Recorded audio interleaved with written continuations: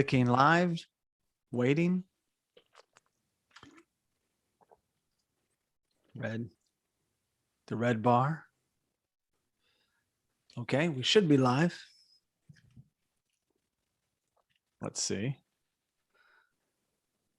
Can you hear me, sir? I can hear you. Can you hear me? Yes, I can. I have to mute the live feed. It's so confusing to hear yourself and delay. Yes, It seems to be working, my friend. Nice. And all right, whenever you're ready, we shall jump in. I am ready. All right. Welcome to Just Curious Media. This is Let's Talk Cobra Kai. I'm Jason Connell. And I'm Sal Rodriguez. All right, Sal, we are back for another episode 7, Minefields, Cobra Kai. Can you believe it? No, I can't. But I'm already starting to get a little sad because we're nearing the end. The home stretch is near, Sal. Yeah. Season 4 has been triumphant, and this episode is amazing. There are some incredible scenes. Oh, yeah. There's some things happening I never thought I'd see on the screen ever. Well, before we jump into our scene-by-scene breakdown, a word from our sponsor. I'm ready. Support for Let's Talk Cobra Kai is brought to you by Manscaped, who is the best in men's below-the-waist grooming and offers precision-engineered tools for your family jewels. Join over 4 million worldwide. Say that again. Join over 4 million men worldwide who trust Manscaped. And with this exclusive offer, you'll get 20% off and free worldwide shipping with the code Cobra Kai at manscaped.com. All right. Well done. I guess it could have worked for women, but I had to make sure I had that right. Very good, Sal. I am beyond elated. This, of course, being it's episode 7. I was saying 1 is really strong, and then 5's a peak, and then 10. I'm wrong. Every episode is delivering the goods this season. And we would go into note mode. I'm like, oh yeah, all that was in this episode. And there's so much great dialogue. We actually have a lot of dialogue to share. I was making notes like, oh, that's really good. And then this scene's really good. And I mean, the writers are killing it. And not just that, the acting, everybody, directing, it's hitting on all cylinders, this show.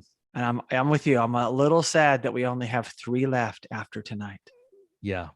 And this episode is indeed dialogue heavy, which implies our show will be a bit dialogue heavy. Yeah, we try not to go word by word, but then you're breaking scenes down going, well, there's a good nugget here. Yeah. And I have to leave some out. We need some scenes without, we want to recap in our own words, but sometimes their words also have to be a part of it.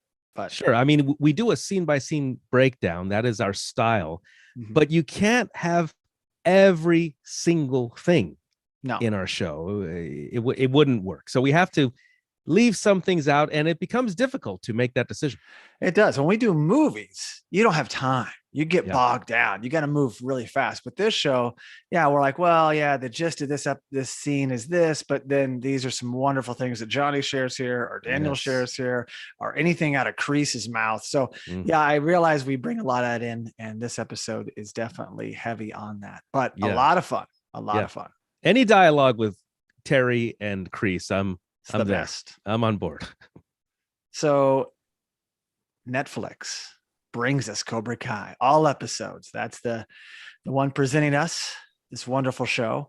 All episodes in this season were released on December 31st, 2021. This again is season 4, episode 7, Minefields. Yes. 8.1 rating on IMDb. In the 8s, doing great. I honestly think it should be a little higher, but give it time. Let this one sink in more. I'm wondering if all the viewers and reviewers are waiting. Yeah, they're waiting. They're waiting for 9 or 10 to give it that. What would it be? 10 or 9.9? Is there a 10? Oh, I don't. Can it hold a 10.0? That's impossible on IMDb. On Rotten Tomatoes, yes, but I think the scale here is just very different. So I've never seen something with a 10.0 on IMDb. Well, with a lot of ratings, that is. Sure. Sure. But I just wondered, if people are just kind of, keeping their cards close to their vest. Yeah. They don't want to give everything a 10. Yeah, they probably like, oh, that's a blah, blah, blah. But this one is phenomenal. As good as any other episode I've seen this season thus far. The synopsis is Daniel invites Anthony to join Miyagi-Do and discovers he doesn't know his son as well as he thought. Miguel learns about Johnny and Carmen's relationship. Yeah. Wow. And that the first part, I cannot wait to break down more. Like that's like a dream come true for me. And the second is touching in its own way. And there's a lot of humor and there's other things that go on too, but it's a pretty good synopsis for what's to come. Yes. And I'm very excited to see a lot of screen time for Griffin Santopietro. Yes, in this episode. Well done, Griffin. He looks great and he is doing great. He really is. All right, Sal, now into the scene by scene breakdown. I am ready again. So we open at West Valley Middle School in the library. Keep that in mind. We will revisit this. Yeah, lots of books in this episode. Lots of books. And Anthony's talking with Leah. And she's like, yeah, we should hang out sometime. You know, he can tell he's like, oh, wow, he's a kid this age. Like the girls are far more mature, much faster, and guys have to catch up. So he's excited. Yeah. And they're talking about Beowulf and Animal Farm, lots of book references. And that she's reminded of Mr. Landy with the chicken coops. Like there's a lot of things we've never had any context for, Sal, like Mr. Landy and the chicken coops. Yeah. But Leah says, it would be nice to be friends like that again. Yeah. And that word friends, all of a sudden, Anthony gets put in the friend zone. You can tell he doesn't really like that too much. And then Leah dismisses herself because she's like, you know, girl about town, work in the library. Yeah. And she goes over and sees Kenny. Yeah. And what does she call him? Strawberry Ghost. I did not get that. That goes back to that Sixth Sense episode when he was talking about he sees dead people. He doesn't see dead people, but he thought he was a ghost. And no, he said he's been dead. Right? He's been dead. It's what? This place is haunted. And then he had strawberry on his Cobra Kai shirt. Oh yeah, the strawberry on the shirt. And then he said he was a ghost. So now she calls him Strawberry Ghost. Yeah. Hello. I know, but it's such a weird nickname. It's not going to stick. No, hopefully not. And if she walks away, I think I'd rather have penis breath than Strawberry Ghost. Well, that's debatable. But if she walks away, of course, Anthony's crew, led by Zach, who's just too much. Oh, this kid, Zach. That's his name with the Garfunkel hair. Yeah. Yep. Oh no. Well, they tease poor Anthony because they see Leah talking to Kenny, and these guys, with friends like this, Sal, who needs enemies? Come on. Well, hang on, Jason. Not just Leah talking to Kenny. That real quick shot, her hand was on Kenny's shoulder. True. And in middle school, that's probably huge. That means something. Yes. Oh, yeah. Yeah. So now we cut to the locker room, still here at the middle school. And Kenny has a towel and he's just showered. Yeah. And he walks past. And then we see Anthony's crew. And they're laying it on Anthony still. Like, are they bullying him? Are they even friends? Zach again, this kid, he's again leading the crew.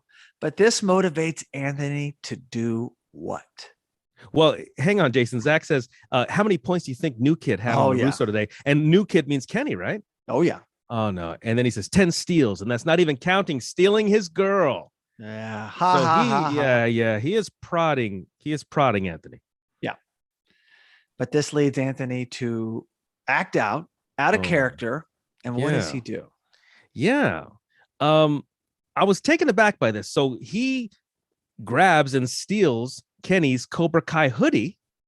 Yep. Now, the reason I was taken aback, not just because he took a hoodie, but because he took a Cobra Kai hoodie.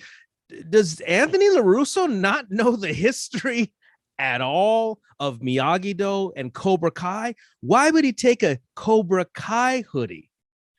Yeah, I don't know. I don't think he read that much into it. He's just trying to get Kenny something he knows he likes. Okay, so he grabs this hoodie. He runs out. Kenny is chasing after him, wearing only his boxer briefs. Yes, he leaves the locker room. The door was open. Yeah. And so this is like everybody's nightmare.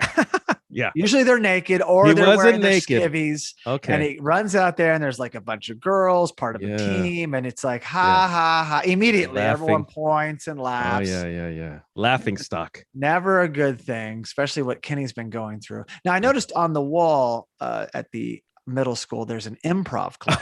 I saw that. All funny business. So I thought you might really appreciate that. Nice. You might want to go by. That's funny. No, I don't know if my middle school had an improv class, but that's really cool. And this is the beginning of our episode. There's the emblem and the words Cobra Kai on screen. Yes. So now we're at the Diaz's apartment. I'll start calling it that because Carmen's such a part of the show now. I hate to just call it Miguel's apartment. So, but hang on, Jason, where's Grandma? Does she live there? Well, she's hit or miss. Maybe she's a man. She's a woman about town. I don't know. But does she officially live there? We have never got confirmation. Yeah, I was wondering. I don't think She's that's ever conveniently there when we need her. Okay. Yes. Rosa. Yes. So we're at Diaz's apartment, and Miguel, he's stretching. So he's stretching for hours, just stretching, getting ready, and he's talking with his mom, Carmen. And then Johnny arrives. And what happens? Well, Johnny arrives, and Miguel realizes that he left his water bottle in Carmen's car. So she says the keys are on the nightstand. So she sends him into her room to the nightstand. Miguel goes into the room, and right next to the nightstand, he sees. At first, I thought it was a black belt, but we realize it's a headband, right? He finds Johnny's. That would be hilarious had it been Johnny's black belt. It would have been a belt. Actually, I would have made more sense than the headband, though. If you think about it, like he unties his belt. But yeah, he finds Johnny's headband essentially in his mother's bed. Yeah. Question: was Johnny just rolled over one night with the headband on, or were they using the headband? Oh my gosh! Like using it as an aid. Or what if? Or how about this? Or how about this? Johnny shows up in his headband, and Carmen says, "Johnny, leave it on." Yeah. Oh, wow, nice. This is crazy. Anyway, continue. Okay, so, well, first of all, while Miguel is in the room discovering the headband, Carmen and Johnny are talking about the best time to tell Miguel about their relationship, and they want to take him somewhere nice to break the news to him.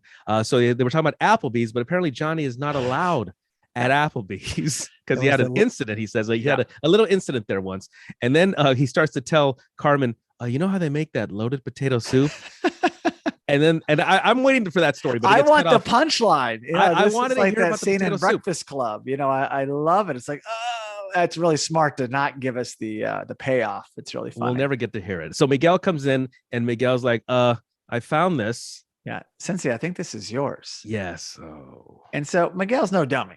He knows what's going on. And so they're beaten to the punch, essentially. Now, wait a second. I would have had a cover for this. You ready? Please. Are you ready? Why? How could Johnny's headband be there? How could it be there? Do you have an answer? Besides them hooking up? What's your cover? Okay, here it is. They live in an apartment complex, right? They probably have a shared washer and dryer. Yes. Laundry. It got mixed in somehow. It happens all the time. I found my neighbor's sock the other day in my sheets. That's crazy. Well, they're already feeling super guilty. So I don't think they have it in them to hide. They're just busted. That's how I felt. Deer in a headlight. But that's there you go. But hey, there's always an explanation. Maybe I should have gone into law. There you go. So now we're at the Larusso's house, and Anthony's on Instagram, of course, looking up Leah Cabrera 05. We've looked at this account before, or he has. Last posted just 2 minutes ago. Right. Exactly. And Daniel comes in, and he's got one Cobra Kai hoodie. Interesting. Right following the scene after Miguel finds Johnny. Boom. Yes. He says, "Hey, what's with this sweatshirt? I just found it in your room." And Anthony starts to go into, he turns the tables. He starts to cover. In this one, he's being bullied, right? He in paints his story, a very different picture. Yeah. He tells his dad essentially he's being bullied by a Cobra Kai kid. Now, by the way, I'm wondering why that didn't set Daniel off, because, right, aren't they supposed to be in some sort of truce? You can't have a Cobra Kai student. Well, this is a younger. Larusso? That's true, but this is not part of All Valley, probably. But yeah, it's a good point. Good point. It's crossing the lines anyway. Of course, he doesn't say it's the Cobra Kai person. He says he's holding it for a friend, right? At first, he says that. Yeah. But then I thought, he said, there's this kid in school who's in Cobra Kai. He's been giving me a hard time. Yeah, that's right. That's right. I think is what he said. Yeah, he covers that way. So then they have a seat because Daniel's like, oh my gosh, I've been bullied. I've been down this road before. It's a matter of time. I should have seen this coming. Yeah. And there's that scene from First Look Photos when everybody knew that, Griffin Santapietro, who plays Anthony Larusso, is growing up. Oh, yes. The First Look Photos. That's right. Whoa. Yes. And then Daniel says, you're not a little kid anymore. it's time. But he says to him, but hang on, he has that going up and get changed. I mean, is Anthony supposed to know? Is Anthony supposed to know what that means? I don't know. But I'm also shocked, Sal, that it's time now for Anthony when Sam seems like she started when she was tiny. Mr. Miyagi was around. So I don't know why Anthony, sometimes the youngest though, they change their ways. They're not as strict. I was firstborn and I saw how my sisters were treated. Like, wow, I got it much harder. My parents had relinquished some of that by the time they were born. So maybe some of that's at play, and maybe Sam didn't, or Dana didn't want to rush Anthony. But, I just figured that maybe the old saying that girls mature faster than boys. So maybe Sam was ready earlier and Anthony was not. He took to video games. So yeah, a different era. He's I don't know. He's not a generation behind, but he's a few years behind. There's that gap between Sam's peers and Anthony's peers. Absolutely, but I do like that. It's time. I love that. I really do. It got me excited because I've always, even when we were interviewing and talking with Griffin, I was like, man, you're gonna get into karate. You're gonna be part of Miyagi-Do, and here we go, Sal. Super. I wonder if what theorized before in episodes past of Let's Talk Cobra Kai, what I call the rise of Anthony. I wonder if we're going to see that at some point. So now we're at Cobra Kai and Kenny hits the bag and Robbie learns about the stolen hoodie.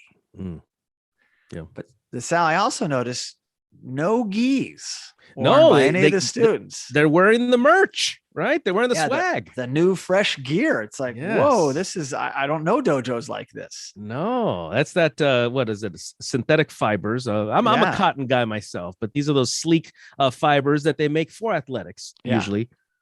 The wicking, it's got the wicking. Yeah, the moisture wicking. Oh, I love it. Love it. And then Silver,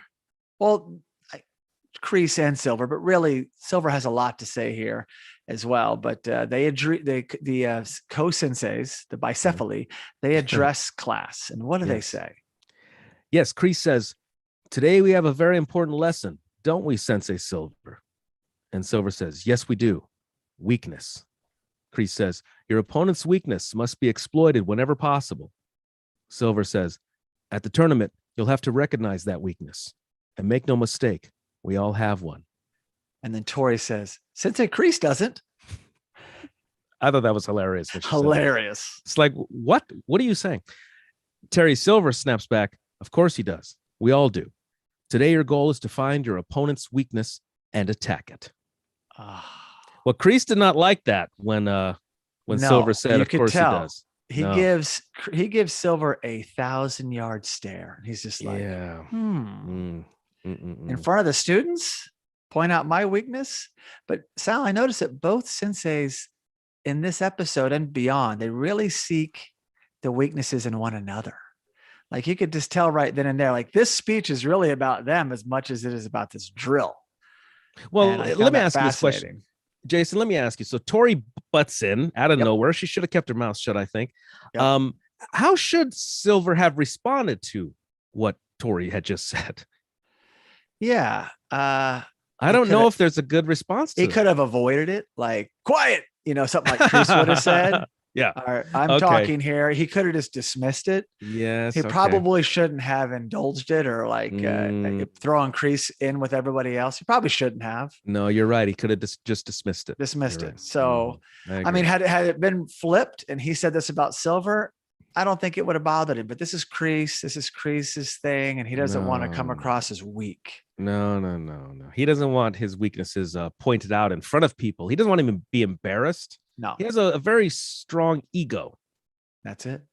I have one question though, Sal. As this scene played out, I started thinking about something. And since Silver was never really around for Cobra Kai in the early years with Kreese, their plan, because he was off working and whatever. Yeah. And then when we meet him, writing checks and working for his father. Yeah. And when we meet him in Karate Kid Part 3, we both noticed, and everyone else, that he's quite good at martial arts. Sure. So where did he learn martial arts? I'm under the impression, or have been under the impression up to this point now, and at this point in space and time, that Kreese taught Terry Silver karate. That's what I've always thought, especially in Karate Kid 3, remember when Terry says, John Kreese's karate? Do you remember that? Oh, of course. I think Kreese taught Silver karate. That's what I always thought. Yeah, maybe he was working all day and then he'd come by the dojo. No students would see him and they'd have these private lessons. Like, I'd love to see a flashback of them training because, we never talked about it. But yeah, I'll go with that. I buy that. That's the only thing that makes any sense to me. Yeah, because he didn't know it back in the war. Vietnam definitely did not. He learned it after the fact and he got very good at it. Yep. So, better than Kreese. I would say so. In fact, there's a moment in the show where I'm thinking, what if they went toe to toe, Kreese versus Silver? On the show, they're the same age, but the actors, our actors are not the same age. No, they're not. Yeah. So then they make a bet for a sixer, little 6-pack on students or whatever student that wins this competition. Yeah. And no points. No points. This competition basically is there's no points for a takedown. They're going to learn each other's weakness. And if you hit the mat, you're out. That's it. Yep. But what I didn't understand later on was the fact that I guess they just grabbed students and they maybe selected them off camera. Like, I'll take this guy, I'll take him, I'll take her, because we just kind of unfolds. And then they just have these, they're just selecting people, but whatever. They weren't very clear about who they were picking, but that is essentially the bet. The selections I found interesting. Right. Because if I'll take Robbie. That doesn't make any sense. I mean, why would you bet on Kenny over Robbie? It doesn't make any sense, but hey, look what happened. Yeah. Anyway, we'll get there. We'll get there. But it was interesting. They didn't just line up the roll sheet. They just picked people at, randomly. And I do like that Terry says, may the best sensei win. Ooh, Kreese didn't like that either. No, Kreese didn't like that. And then there's some sinister music as Kreese is giving Silver. So now we're back at Diaz's apartment, and Johnny and Carmen, they're stumbling. Sal, this is similar to a parents trying to do a sex talk with their kids. Very awkward. Very awkward. They don't even know what to do. But Sal, I do love the restaurant hit list that Johnny puts out there. Fantastic. We want to take you somewhere nice like Chili's or Marie Callender's or Red Lobster, but no Applebee's, of course, because we already know why. Yeah, we can't go there. But let me, Jason, so I take these restaurants for granted. These are mainstays, especially Marie Callender's and Red Lobster. Chili's, I guess Chili's been around since I was a kid in Los Angeles. Were these restaurants in Oklahoma as well? Not Marie Callender's. I was, I was introduced to that when I moved to Los Angeles, but definitely Chili's, Red Lobster, Applebee's. Wow. You could slip in a TGI Friday. Some of those places, they all look the same. You could change the awning and it'd be like, where am I? They all remind me of flingers from Office Space with the flare. You got to have lots of flare on. Got to have the flare. So that's kind of what they're emulating, I would say. Yeah, I love it. You might as well throw in a Black Angus while you're at it. Oh, yeah, get a Black Stuart Angus Anderson's. Sure. But really funny. And then what does Miguel have to say? Oh, that was funny because they're basically asking for his blessing, I guess, in a way. Yeah, we're kind of dating. We like each other. Yeah. Well, at first Johnny said we're hooking up, which by the way, the phrase hooking up today means something different than when I was in high school. When I was in high school, if you say we're hooking up, that just meant maybe, you're going out, maybe you're making out a little. That's all really that meant. It was a little more innocent. Today, hooking up, I think, means you're sleeping together. Yeah, I would say okay, there we go. Well, so Miguel kind of gives his blessing. He says, I would have chosen someone with better food in the refrigerator, but other than that, Sensei's a good guy. As long as you're happy, I'm happy. You know what? This is a great, wonderful scene.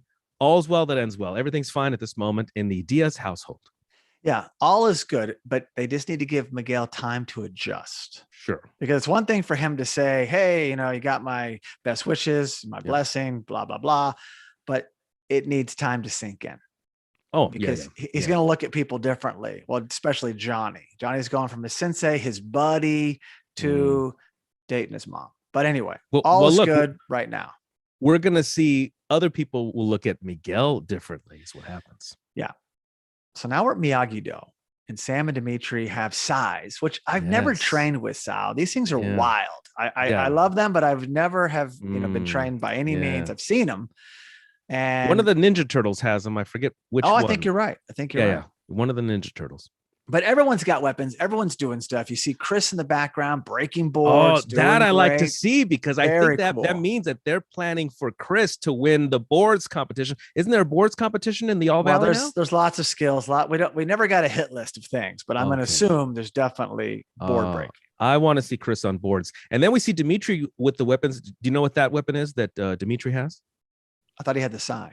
He had the sai, but then in the next scene, Sam is holding the sais. Oh, okay. What do you have? Kamas. Oh, I'm not familiar with that either. I know nunchucks and staff, but I don't know the other. And breaking boards, of course. Yes, that's fun. Or ice. Oh, I love to break them sheets of ice. And then Daniel is giving Anthony a tour. Really cute. Daniel's talking about, hey, it's kind of like video games. He's trying to talk Anthony to that generation. It's like starting at level 1 and then getting to level 12. And but he's asking. I love that Anthony's asking what the Wi-Fi password is. That was great. No Wi-Fi here, but I noticed that Anthony doesn't get a gi. And that made me think like, well, what's he up to with Anthony? What's he going to have him do? And of course, well, we all should have saw this coming, right? Should have seen it coming. We should have seen it coming, because he wouldn't have had a gi to do what he's about to do. I mean, Daniel was scurrying off to get Hawk a gi, Eli a gi right away. So it was like, I knew something was amiss. Like, what's Anthony up to? I didn't know he'd have him do this. No. And Sal, what is that? Well, that is wash all the cars, but it's not that simple. These cars, what was this like? They filmed like the reboot of Alfred Hitchcock's The Bird. Yeah, it was horrible. These cars were bombed by birds. Terrible. So he left the covers off one night, and that's what happened. I'm calling BS on that, because many a times they have not been covered. In fact, I was always asking for them to be covered or get in a garage or be stored somewhere. Mm-hmm. Yeah, it was definitely a little excessive, a bit over the top. But our beautiful cars that we love so dear, our hearts, are covered in just pigeons and anything else that wants to poop on it. Yeah. And what does he want him to do? Because it's not wax on, wax off style. It's something else. It is soap on, crap off. Yeah. That's the revised version. Yeah. I like the old one. I'd rather do the old one. Yeah, I'm with you. So anyway, that's Anthony's initiation to Miyagi-Do, and we'll come back to that. Yeah. So now we're back at Cobra Kai, and this competition's going to begin, Sal. Yep. And I like that we've converted to last names. So we get everyone's last names out of the way. Piper is Ellsworth. And so Ellsworth up, and she's going to go against Tori Nichols. Yep. And what do we learn that Piper's weakness is? And I love that Tori just knows it. Yeah, she does. She says she telegraphs her kicks. And what that means to the lay person, telegraphing means that your opponent can see what you're going to do as soon as you start doing it, or even right before you do it. Yeah. If you're going to kick, they can tell that you're going to kick. So yeah, you don't want to telegraph a punch or telegraph a kick. And that's what Piper does, apparently. Yeah, I think she's also weaker with her left. Oh, is that what the first thing she said? So Tori takes her down after they battle for a second. Although Tori's much more skilled. Let's just be honest here. Well, hang on. Piper. No, she did for a rookie, for a newbie into this dojo. She did very well. So that's what I was surprised. And she's the best athlete in high school, but Tori's more skilled at martial arts at this point in time. I guess what I'm saying is I just expected Tori to take her down quicker is what I expected. Okay. She didn't. But she probably was doing the drill and waiting for that moment. It's also not point scoring, right? Point scoring, maybe you go in, but you've got to take them down. You're right. And she does. And then Piper kind of enjoys it. Well, it's a little bit of flirtation. Remember, a Piper is either bisexual or lesbian. We don't know. Moon's ex. Moon's ex. She says, we should do that again sometime. And then I like Tori's response. Don't get your hopes up. Yeah, not so fast. That's funny. So Kreese wins because he had Tori. Yep. Terry Silver had Piper. Yep. And again, we don't know who's got who, but right now he's up 1-0 as far as we know. We're not very clear, kind of hazy on the point system, but they're loose on that. Do you think the students know that their senseis are essentially betting on them? Yeah. Isn't that like they got a six-pack on this? Is that even allowed in dojos? Yeah. Anything goes at Cobra Kai. That's true. So now we're at Eagle Fang Dojo, and Devin Lee joins, and her pronouns are she and her. That was great. Just in case you needed to know that. Yeah. And Johnny says what? What did he say? The only pronouns we have here are sensei and student. And she says, those are nouns. Yeah, those are nouns. Shut up, quiet. So really funny. But Johnny wants to defend against cheating. I like this. I like that he's come out and said, that's not how we do things here. But we know Cobra Kai, these guys over here do. So we have to defend against it. Wait, very interesting strategy that Johnny is now teaching defensiveness. Yeah. He's the anti-Cobra Kai, how to deal with them. And Devin, immediately a student after his own heart, says, like when Chong Li, played by Bolo Young, threw dirt in Von Damme's eyes in Bloodsport, and you could just tell he lights up, Sal. What does he say? Yeah, Johnny says, exactly. Looks like someone did their prep work. So he's getting impressed. He gave them like, okay, you're going to join Cobra Kai. So when he went and spoke to her at the debate, did he give her this homework? I need you to watch Bloodsport. Eagle Fang Dojo is located at. I love that. He gave her something to do, and she did it. She watched it. And not just that, Devin goes on to say, and I saw the sequels too, not to mention Delta Force, Billy Jack, The Octagon, and Lady Dragon. Cynthia Rothrock is a beast. And then did you know about Cynthia Rothrock? So of all those movies, the only one I didn't see was Lady Dragon. So I did not know about Cynthia Rothrock. Okay. I Googled her. She actually, I think, is a beast, literally. Oh, okay. Yeah, she kicks ass. And he says what to her statement? Hell yeah, she is. And then Mitch chimes in. I saw Last Dragon. Now, I love Last Dragon, Sal. Barry Gordon's Last Dragon, 1985. Who's the greatest? Show enough. Love that movie. But that's not the movie that they're talking about. And Johnny has his usual rebuttal to Mitch. Shut the hell up, penis breath. So mean. Mitch can't get right. He just can't. Mitch suffers in this episode. He does. Yeah, he does. Now, wait a second. Pause for a second. Are you saying that Johnny told the students to watch these movies, or that Devin just watched these movies? I think if he mentions prep work, maybe it was just coincidence. But I think when he met her, he's like, it's probably like, our dojos are like blood sport meets. Maybe he worked it in his vernacular, and she's like, okay. And she's smart, she's wicked smart. And she was on it. And then she went down a deep, like Miguel did with music. She did with these movies, these action movies. That's good. Which is really funny. Yeah. And so then Johnny, he's holding Miguel back. Like, hey, no, we're going to do some training, but this is beneath you. I need you to stay healthy. All Valley's right around the corner. You can co-sensei with me. Some of it is protecting him for All Valley. And also some of it's, he's now, closer to Carmen, closer to the family. And he doesn't know how to do this, Sal. He's not good at this. Yeah. Well, so is he really worried about him getting hurt in prep for All Valley? Is that the deal? I think it's a lot of things. He's like, well, I should be more. He's probably got this internal dialogue going. I got to be more responsible now. So do I need to subject him to? He's getting caught up in his own ideology with Miguel. Okay. But Sal, I like as this scene kicks in, and it's fun. Yep. Dirty Deeds Done Dirt Cheap by AC/DC Plays. Perfect track for this type of medieval training.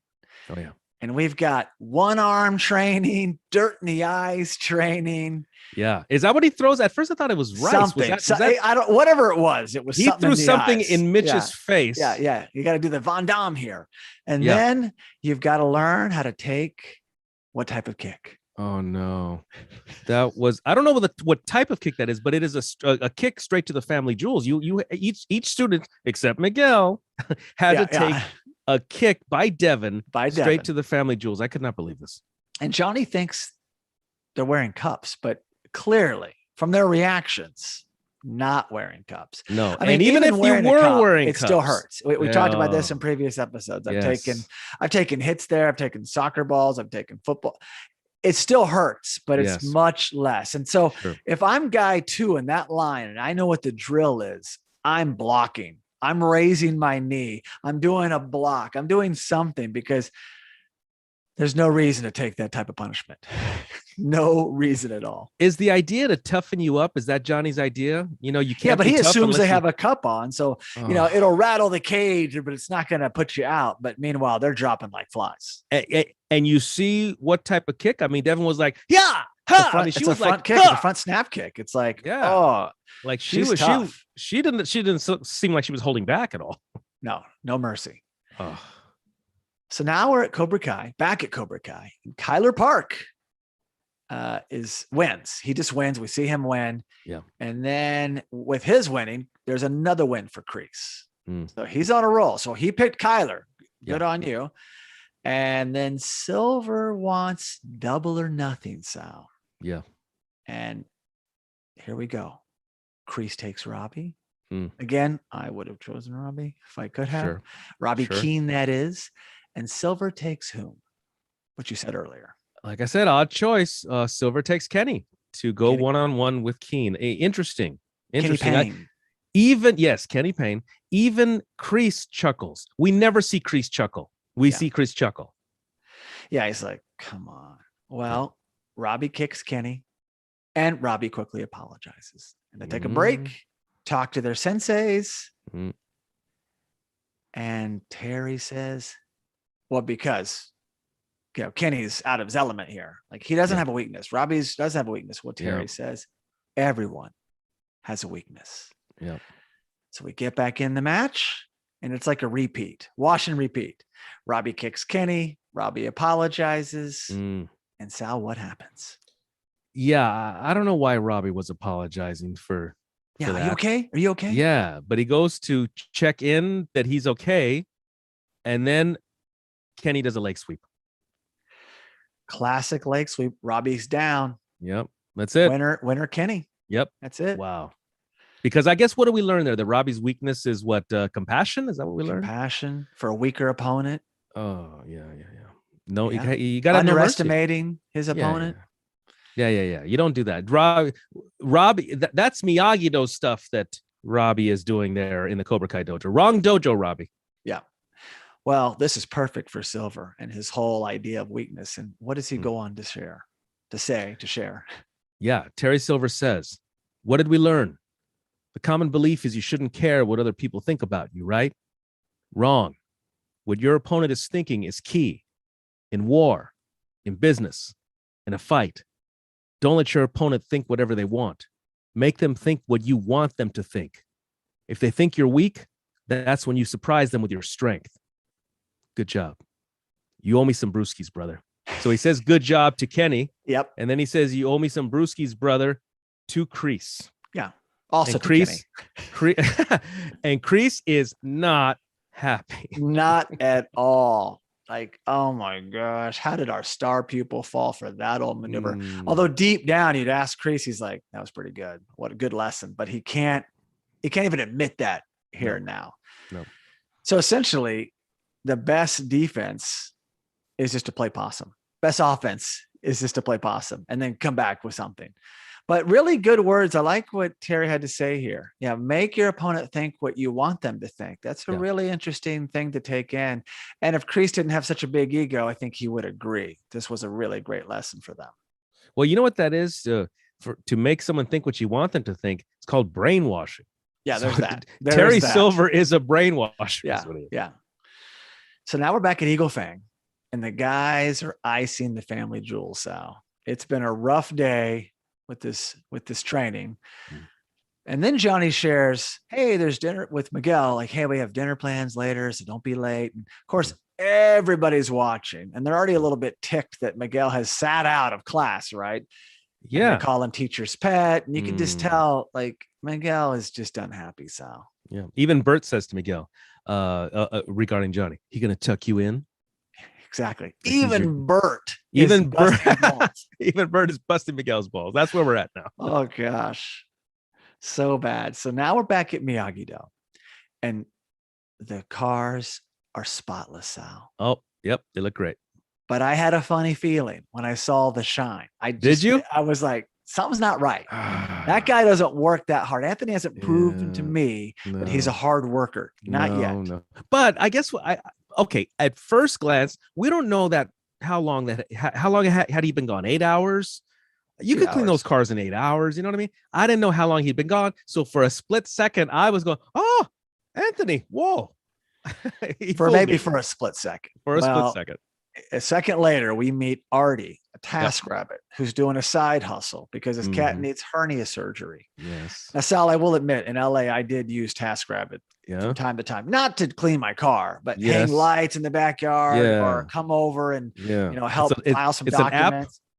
Well, it's a service. It's an app, but it's a service, and you can hire someone to come over. I had my cleaning person didn't show up one time, so we hired someone on TaskRabbit. So in a city like Los Angeles or New York or bigger cities, TaskRabbit's really cool. But I love that Anthony was on it, and I was even thinking like, how do you pay for this? Well, we get to that. To that. But Sal, I got to ask you on the cat front. Yeah. Any of your cats ever have a hernia and need surgery? Is that common in cats? I'm a dog guy, so I don't know. Okay, I've never heard of a cat having a hernia. Okay. But I guess it could happen. And believe me, I have nearly needed to be a TaskRabbiter myself in years past to pay vet bills. So believe me, I understand. When Artie was talking about his cat, believe me, I can relate, Artie. Don't feel bad about that. Hey, you need to do what you got to do. No shame in being a TaskRabbit. I think it's a great way to make a side hustle. It's like Uber, but you're doing tasks without your car. I think it's a phenomenal thing. But Daniel is furious, Sal. Yeah, he's furious to find out that not only Anthony didn't do the task, he just tried to what would have happened if Daniel came home 30 minutes later? Yes, I did it. I nailed it. And then there's this bill that because he paid for it on his Apple Pay because it's tied to Daniel's credit card or one of Daniel's credit cards. You know what that reminded me of though? What this reminded me of is if Daniel would have arrived, maybe about 30 minutes later, once Artie had been done with the white walls. And he's gone, said, right? White walls. Yeah, exactly. He would have been gone. It reminded me of, there was a famous story of, I think it was the New York City Marathon, of a runner who took the subway. Oh, yeah. And then it shows up. What's up? Yeah. Hey! That's what this was like. I was here at check-in. Yeah. Well, there's cameras everywhere for that, but that's pretty funny. Well, then Daniel goes on to mention Mr. Miyagi, and Anthony is incredibly disrespectful. He's tired of the stories. Yeah. And Sal, it's a different generation. We just talked about this. And you mentioned him and Sam are what? Is she a junior or a senior? She's whatever she is. Figure they're both juniors. Figure maybe Anthony's a junior in middle school. She's a junior in high school, maybe. Yeah, it could be. Or do they call it junior in middle school? I thought it 7th, 8th grade. But whatever, they're probably 4 years apart in that ballpark. Sure. But they might as well be 10 years apart. Yes. I feel like because, Sam was just, again, firstborn. Mr. Miyagi was there. Karate was still a big part of the house, the dojo. And Anthony kind of missed out on that. So it's like he's so disconnected. He didn't know Mr. Miyagi. And I also question this. Now that Anthony's becoming a player, we love that. We do. Yeah. Him and Sam don't have any chemistry. They never communicate. They haven't put them in that arena yet. I had two sisters. We're always, and they're one's 5 years younger and one's 15 years younger, but I still connected with them. And so it's like, we haven't even built that relationship up yet at all. I this pains me to say, but I think that Anthony's been a bit neglected by the LaRussos. They've been involved in Sam, involved in karate, and involved in LaRusso Auto Group. I think at the expense, if you remember, it was only a recent episode where Miguel was over for dinner. Sam was there. They talked to Miguel about her life. They talked to Sam about his life. And Anthony's just sitting there, nobody even talking to him about anything. Yeah. I'm sorry, he was Anthony. Probably always self-sufficient. He always had his video games. He went to camps. He stayed at the grandparents' house, probably both sets.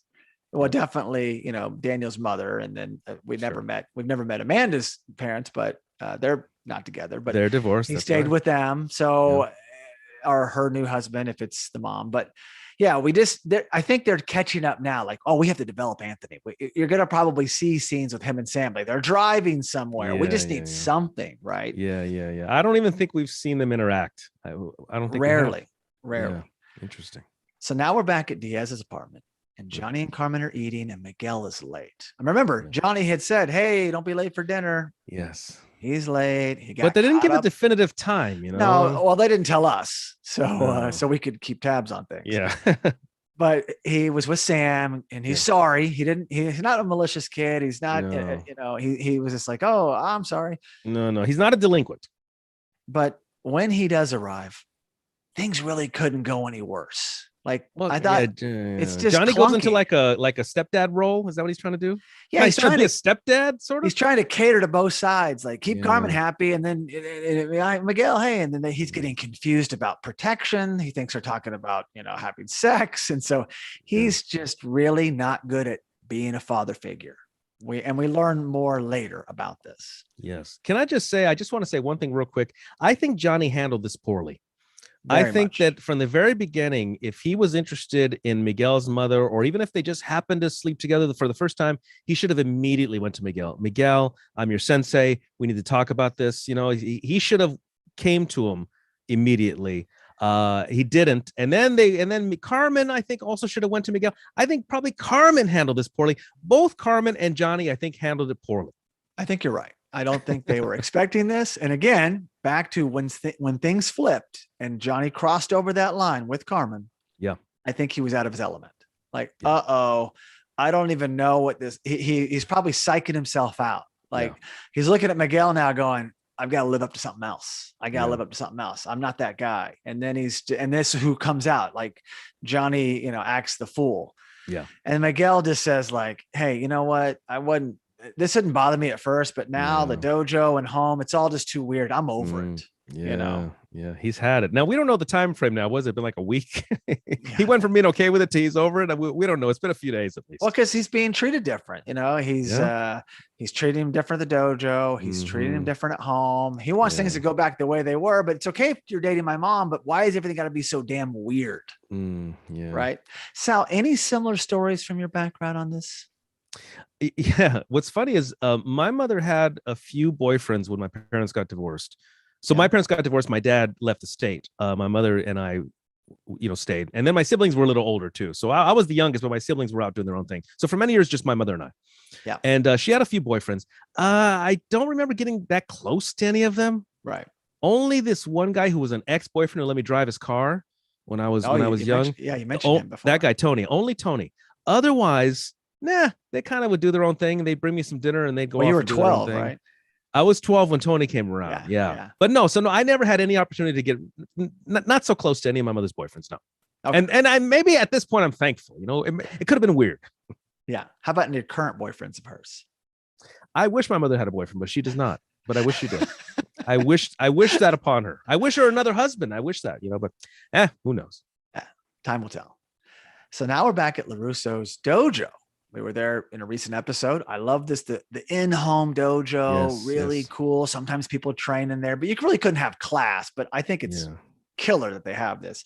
Wait a second. I just realized it's Miyagi-Do, Reseda, Miyagi-Do, and Sino. There we go. This Miyagi-Do and Sino. Well, I guess you could call it that. I call it the Larusso's dojo, but you want to call it Miyagi-Do and Sino. Okay, I like it. Your branding and I like that. But of all people to be looking around, young Anthony. Yeah. Because the events of the day play out and he realizes how mad his father was. Sometimes kids do things to get attention. And like you said, maybe a little neglected, right? Over the years, not on purpose, but he maybe he didn't want to be involved as much. So they're like, oh, you don't want to be in karate? Oh, okay. And then he gets, by the wayside, falls by the wayside. Yeah. So maybe things are resonating like, you know what, there is something to this. It is kind of cool. So he's poking around doing his own investigation. And then Sal, we visit the past. And I love this kind of stuff. He comes across one of the plaques and there's the newspaper clipping, Mystery Dojo with single student defangs cobras. And there's a photo of Daniel on the left, Mr. Miyagi on the right, and they're both looking straight ahead. It's fantastic, framed. Now, let me just add something here. Oh. In the Karate Kid Part 3, right? Kreese is at his dojo. It's defunct. Cobra Kai is going down. He opens the paper, like, stack of bills. Yes. He opens the paper up, and then there is that same article, Mystery Dojo with single student defangs cobras. Photo, Daniel on the left, looking at a trophy. Oh.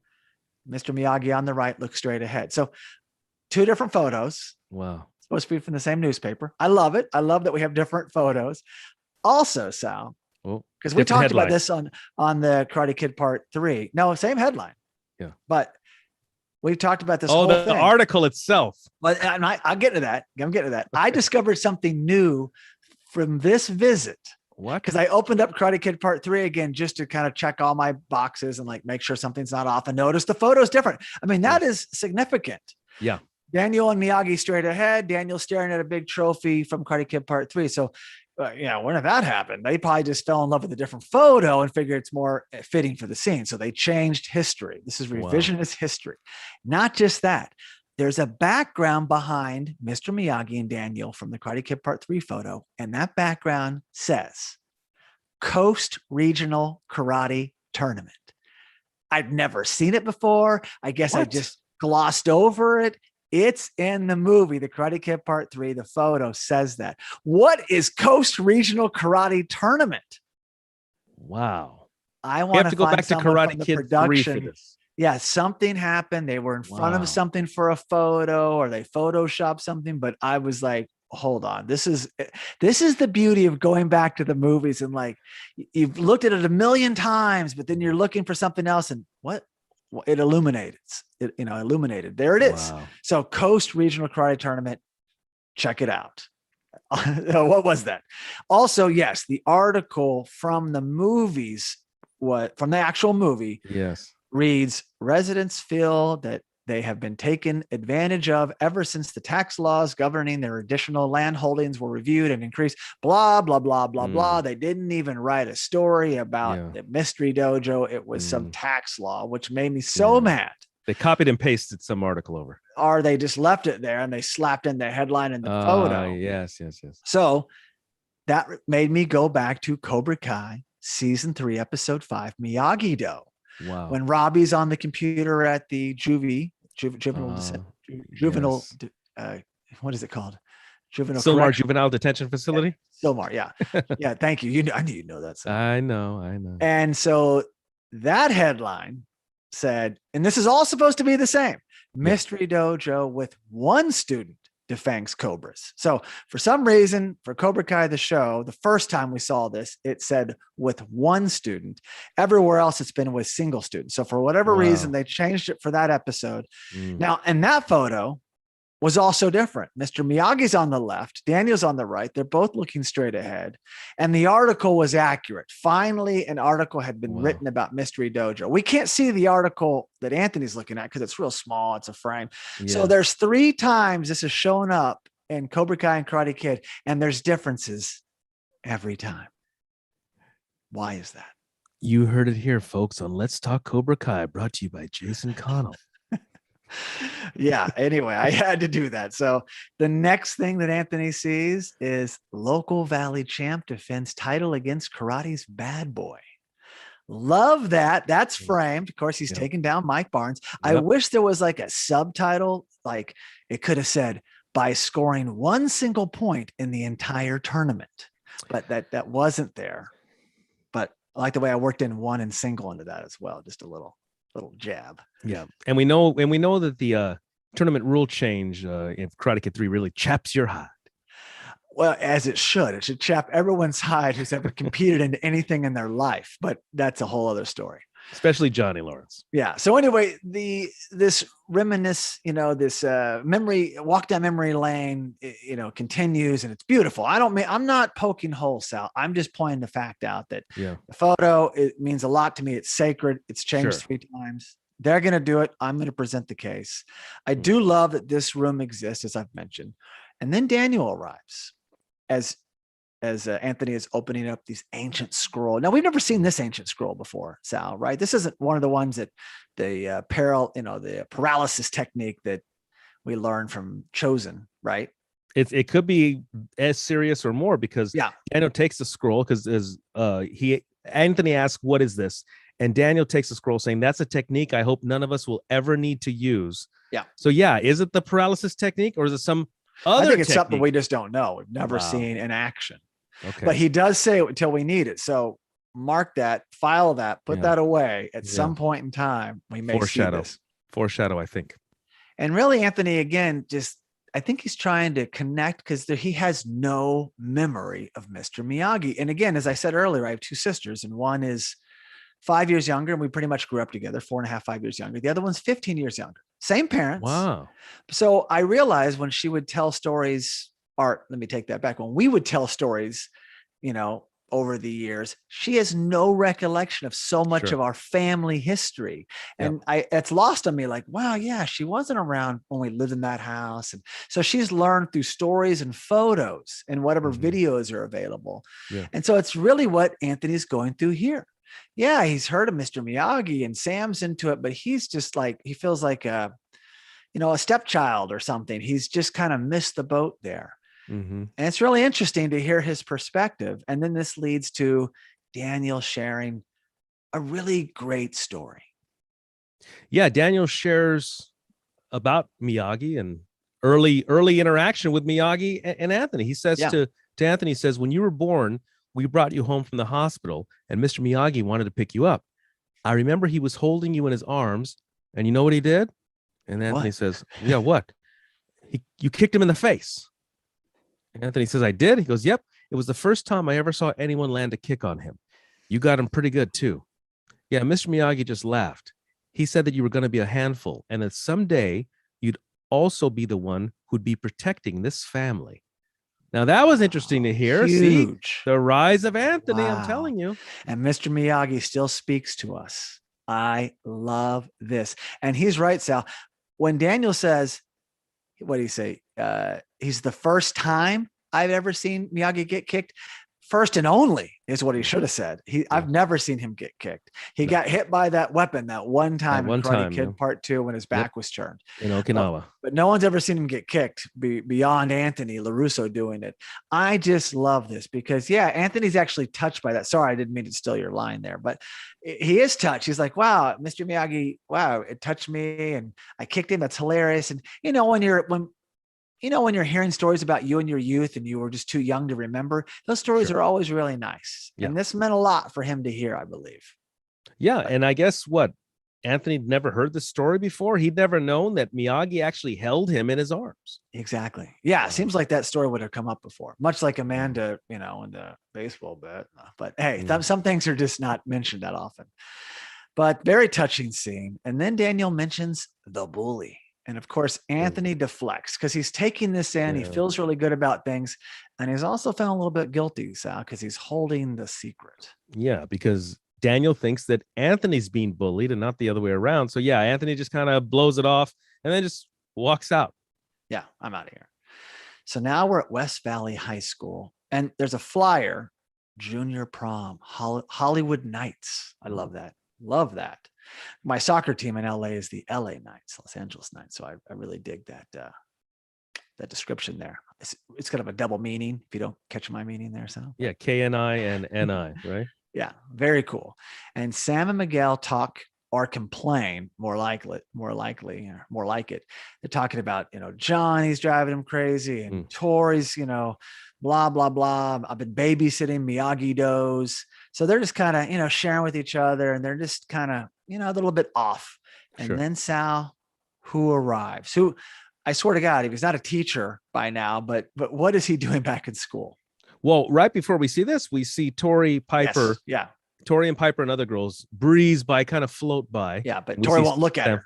No, Tori didn't look at her. Piper looked at Sam and Miguel. But Tori would not look. Probably for the best.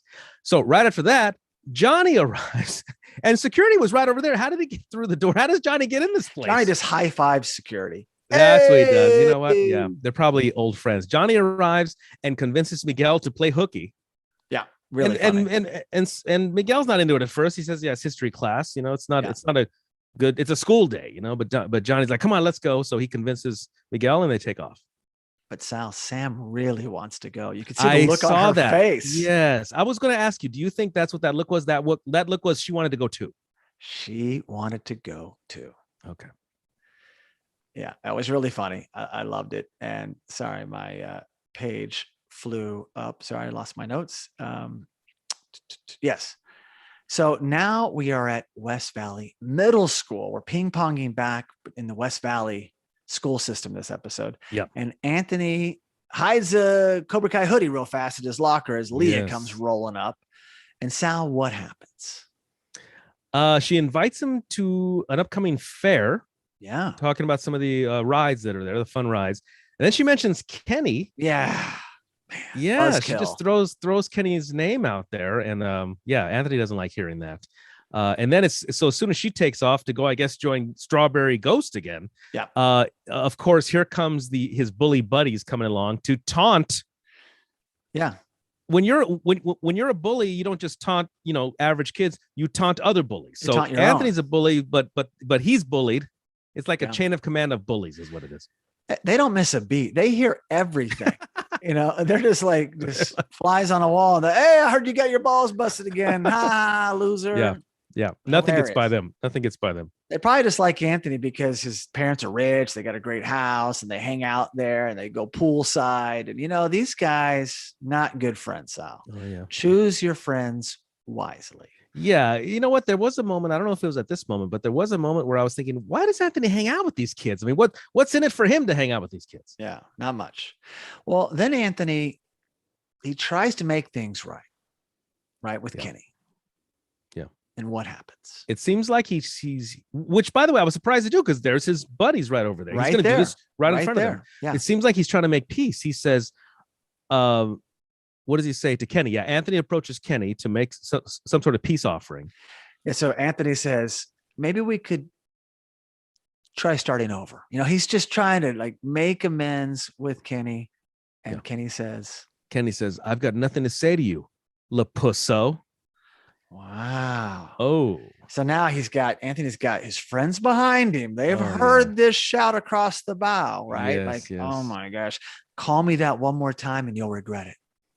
Kenny says, sorry, I forgot you were so sensitive about that. Lapusso. Sal, it's on.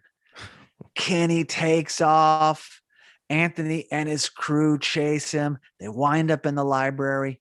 Yeah. And out of nowhere, it's like a horror film. Lights go out. Yeah. And I swear the mood changes. The music's more like it's almost like you hear I believe there's a chant, Lapusso, but it's like kill. Yeah. Kind of like that. It's like that it's a vibe. whisper. Lapusso. But you know what it reminded me of also? That time Hawk was chasing down Dimitri. Remember that? I think it was like season 1 or 2. Exactly. Yeah. Similar to that. Yeah. You are now being hunted, and in this instance, you are being hunted by Kenny Payne. Yeah. What I say, Lapusso. Yeah, I said Lapusso. Yeah, I like Lapusso. Lapusso. Don't call me that again. No. Yeah, sorry, Lapusso. But I love how he starts taking out, he being Kenny, one by one of this crew. Like Rambo. Zach's demise is fantastic. Yeah. He comes sliding through some books and slams him against the other one. He's Yes. taking these guys down one by one, and that leaves Anthony. And what happens? Yeah, Anthony kind of falls over like this cart of books. Yep. Oh yeah, falls down, and at that point, then here comes Kenny out of the darkness. He grabs him by the collar, and he's about to lay down some blows, and then all of a sudden the lights go on, and some sort of teacher, our librarian, counselor, we don't know. maybe the librarian. What's going on here?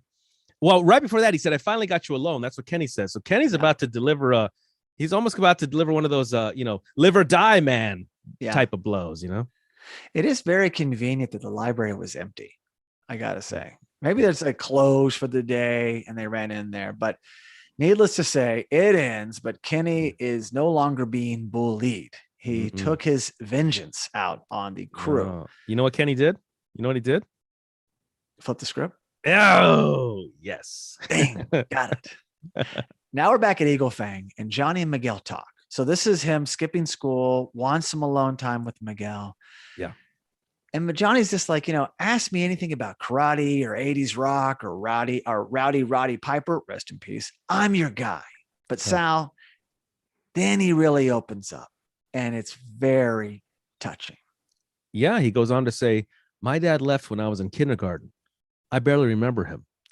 My mom did everything she could, married a rich prick thinking it would be a good idea, but it only made me miss my dad more. I couldn't figure out why this was all happening. I felt so cheated. Yeah. You ever go out and try to find him? I don't even know what I'd say.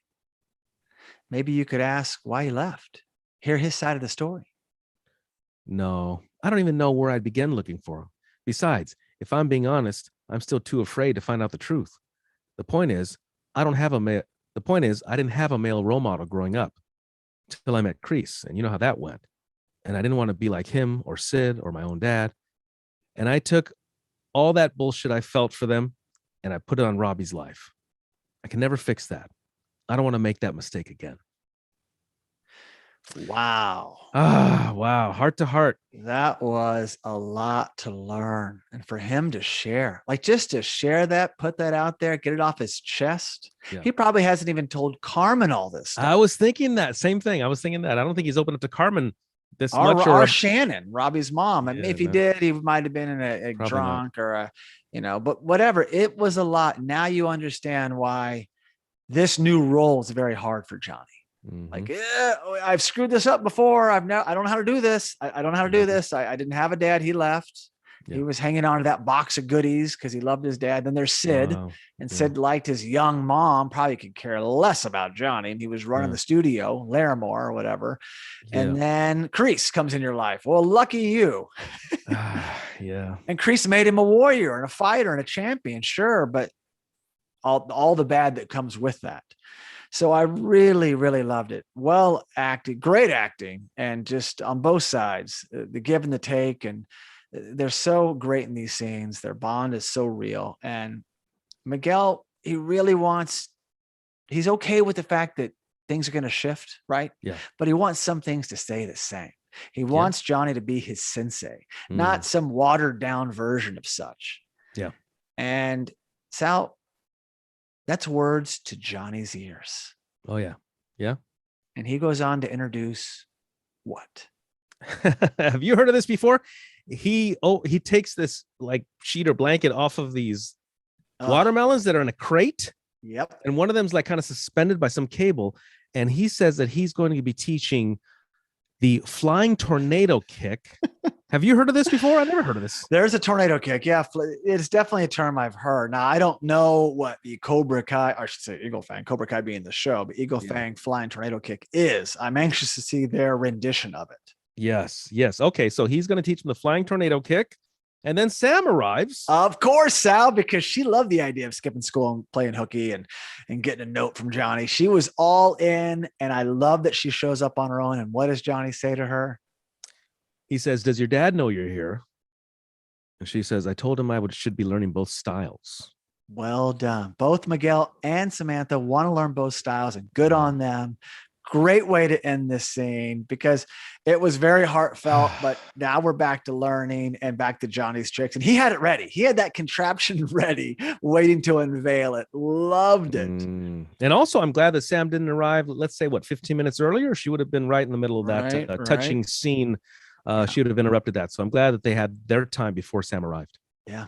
So now we're back at West Valley Middle School, and Daniel and Amanda arrive because obviously some things went down. Anthony got in trouble, and Sal, they're upset, and they assume what?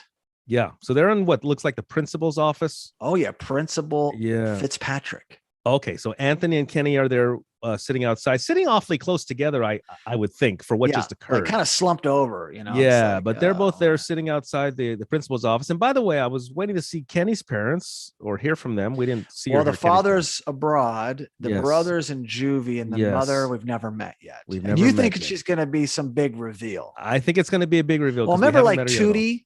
Right? Yeah. Kim Fields. Yes.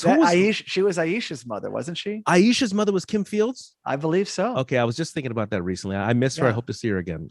She should have been that last episode. She should have opened the door in Santa Barbara. In Santa Barbara. That would have been great. That would have been great. That would have been fantastic. So I don't know who's going to be Kenny's mother, but I'm anxious. I am anxious as well. So the principal shows them some video evidence of the bullying, including them chasing through the hallways. Most recent video. Yeah, the most recent video from that day. But he also shows them the got milked prank at the locker.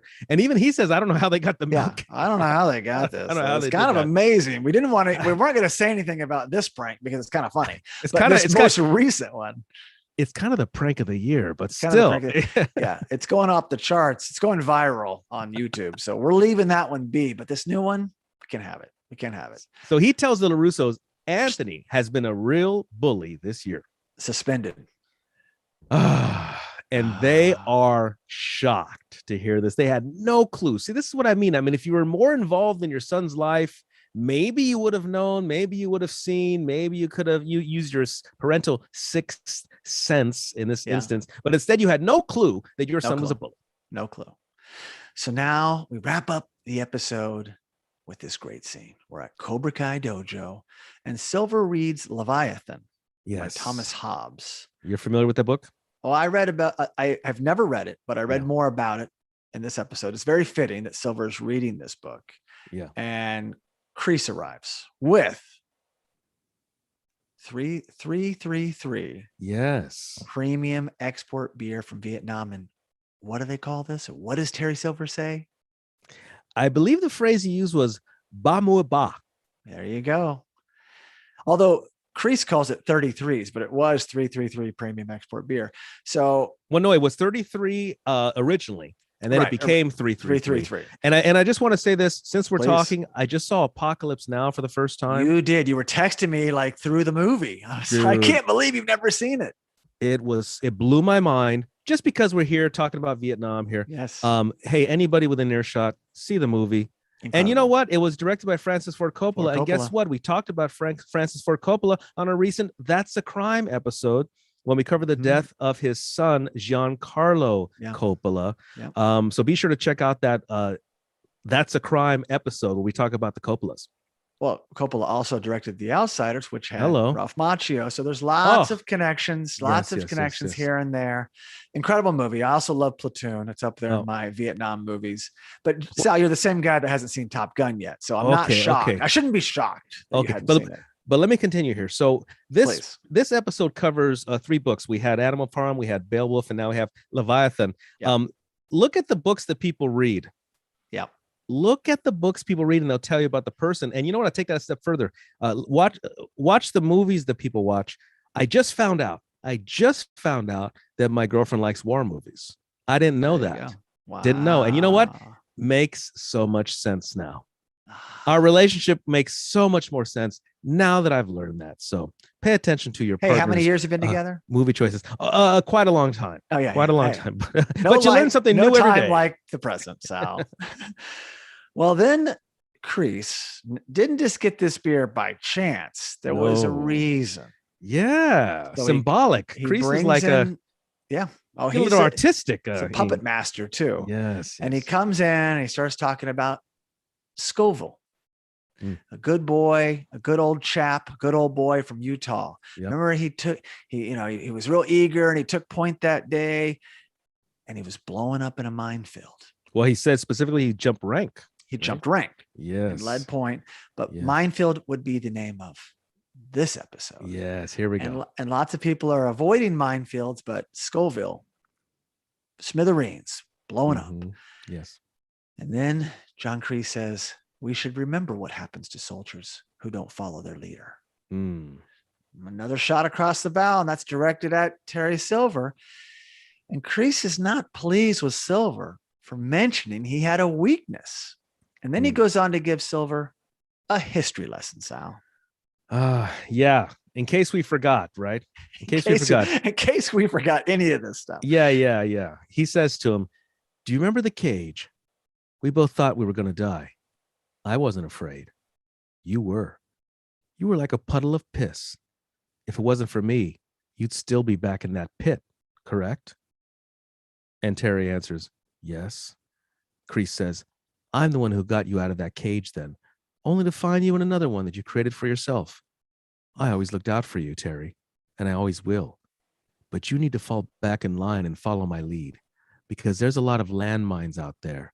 And if you don't watch where you step, it's all going to blow up. And then Kreese takes a beer from the 6-pack. You don't mind, do you? And Terry responds, no, Captain. No. Wow. Oh my God. Wow. I never thought I would see something like this. I mean, not unless it was back in Vietnam or in the tattoo parlor or whatever. Here they are now, present day. And Kreese just put Silver in his place, you might say. I'm the alpha dog here, Silver. Wow. And don't forget it. Yeah. Interesting take also, because yes, he saved his life back in Nam. Yes, Terry promised, I'm there for you, whatever you need your whole life. But if you look at the history of the Cobra Kai universe, it's John Kreese going to Terry Silver for help, right? He went for his help in Karate Kid 3. He went for his help now recently. Totally. Let's go back to Karate Kid Part 3. John Kreese down on his luck. Yeah. Losing the dojo. Bill stacking up. Goes to who? Mr. Terry Silver, Mr. Daddy Warbucks. Bails him out. And then he sends him to where? Tahiti? To hang out, get some massages and some R&R and come back stronger. I'll help you. Yeah, he's always been there for him, for Kreese. You're absolutely right. But one thing, one cross, one mention of a weakness, which no spoilers, but Kreese does have a weakness, and we'll get to that later. But he didn't want that revealed, and that's how that's you're right. What you said, I think, in last episode, like, or maybe 2 episodes ago, but Kreese is all over the place. Like, what's his plan? Well, that's just it. Like, one new thing ruffles his feathers, and that's the new thing. I gotta go squash this over here. He doesn't have a lot of focus. No, because when you have a plan or you have a goal, you can't let things like even your own ego, like something comes along, grows your ego. You can't let that get in the way of your plan. Eyes on the prize. And that's what Kreese is doing. Yeah, Kreese is allowing a blow to his ego to affect their plan, and that is for the bicephaly to be solid, for him and Terry to be a solid unit to lead Cobra Kai to the victory in the All Valley. That is the goal and the plan. What is Kreese doing? Because guess what?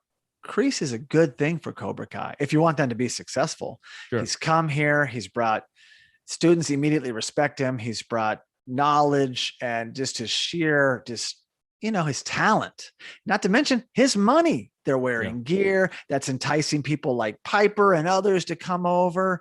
They're part of a fun dojo on the up and up. So yeah, Kreese should probably just Kreese should fall in line and say, that was a good lesson. Hey, you know what he should say? Hey, next time, maybe let's not indulge either one of our weaknesses. Let's have a united front. Let's just keep moving forward. But that's not how Kreese is. He wants to take everything to the mat, to the streets, as you would say. Everything's a war. Yeah. Kreese likes war movies, Sal. I'm sure he does. Yeah. So very interesting to see, and a wonderful performance by Thomas Ian Griffith. Yeah, absolutely. He's incredible. Yeah. The way he takes that, it's like, wow. But again, back to that book, Leviathan, I was reading about it. It's like, wow, his ideology. It was really interesting. I was going to have a whole a caption about. I encourage you guys to look at all those books. All of our listeners, viewers, because it gives you a hint into the character. Please do. It makes me want to go back and revisit some of these things that was assigned reading in school. Like, wow, yeah, it's been decades since I've read that. So, but really good. I like that they did that. But you wonder, like, is Terry Silver really scared, or is he just placating to Kreese in this moment? But whatever, it makes for an incredible scene, incredible episode. I mean, look at these moments between Johnny and Miguel and Anthony and Daniel, scenes you've always wanted to see unfolding before your very eyes in Minefields. Let me just add one last thing, just to piggyback on what you just said. No, that's it. We're out of time. Sorry, Sal. Okay. Good night, America. No, you said, okay. Was Terry Silver really, he's being submissive in that? Let's go back just a few scenes. Yeah. Where he says about your opponent, if they think you're weak, that's when you can surprise them with your strength. Exactly. That's like the whole thing with them. Like, what's the real? Are they being real? Are they? Now, Kreese tends to play his cards. Right. Like, he came in, I'll get the Vietnamese beer. I'll come in, I'll make my point, heavy-handed point. But we don't know Silver well enough right now. We know he's really successful, and anybody can make $1 kajillion probably is scheming. Yeah. Well, like I said, he wasn't born yesterday. He's been through a lot. You can't con a con. It's one of those things. There you go. Well, that's all I got, Sal. An incredible episode. Wow. 3 left, not 6. That was intense. Intense. Oh, man, it was intense. And I cannot wait to come back for episode 8, my friend. Oh, man. I got to recover from this one. I know. So, all right. Now another word from our sponsor, and we will say goodnight. So unlock your confidence and always use the right tools for the job with Manscaped. And get 20% off and free shipping with the code cobrakai at manscaped.com. Thank you so much for listening, and please be sure to subscribe to the Let's Talk Cobra Kai podcast, as well as the Let's Talk Cobra Kai YouTube live channel. You can also really help us by giving the show a 5-star rating on Apple Podcast. And for all you listeners that enjoy sharing your thoughts, you can leave us a review on Apple Podcasts, send us a direct message, or post a comment on any Let's Talk Cobra Kai social media platform. If you're a dedicated listener or viewer of Let's Talk Cobra Kai, please consider supporting the show on Patreon. We also highly recommend checking out our other podcast and visiting justcuriousmedia.com. No mercy.